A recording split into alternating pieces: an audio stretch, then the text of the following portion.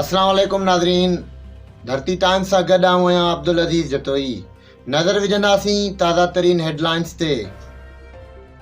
सांगड़ मां महेश मेराज जी ख़बर शामिल कंदासीं। सांगड़ झोल में दरावड़ एताद तरफ़ां अहम गॾिजाणी थी गुज़री। ख़बर मूजिबि दरावड़ एताद जे चेयरमैन नारायण दास, अॻूणे चेयरमैन फ़कीर शिवा कच्छी ऐं मरकज़ी अॻवान रांजन बेल, मरकज़ी अॻवान भमर लाल किरनाणी ऐं 3 मार्च कराची वारे धरणे जी दावतनामो ॾियण लाइ झोल शहर पहुता, जिथे वकील प्रेमदास, प्रीतम कुमार साफ़ी, रावचंद सिंधी साफ़ी, शिवराम सुखाणी ऐं काउंसलर प्रेमदम दास, कामरेड खमीसो बेल ऐं तरफ़ां वलाना इस्तक़बाल कयो वियो ऐं गुलाब जे गुलनि जा हार पाराया विया, जॾहिं त गॾिजाणीअ में अहम ॻाल्हियुनि ते बहस पूर्ण कयो वियो।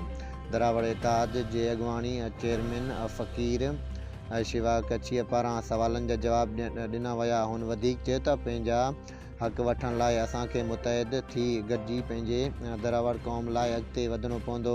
उन लाइ असांखे अव्हांजी साथ जी ज़रूरत आहे ऐं उहो असांजो फ़र्ज़ु आहे त असां पंहिंजी क़ौम जे हक़नि लाइ आवाज़ उथारियूं। जॾहिं त अहम मीटिंग में दरावड़ एताद जे अॻवाननि सां गॾु काउंसलर चाचो प्रीतम दास, कामरेड कांजी राम ऐं राज कुमार, वकील प्रेतम दास ऐं प्रेम कुमार, कामरेड खमीसो बेल, कामरेड सतराम दास बेल ऐं साफ़ी रावचंद ऐं सिंधी साफ़ी ऐं शिवाराम सुखाणी साफ़ी, मोहिन जोलाणी ऐं नौजवान शाइर दियाराम ऐं हिंदू बिरादरीअ सां ताल्लुक़ रखंदड़ काफ़ी दोस्त बि मौजूदु हुआ।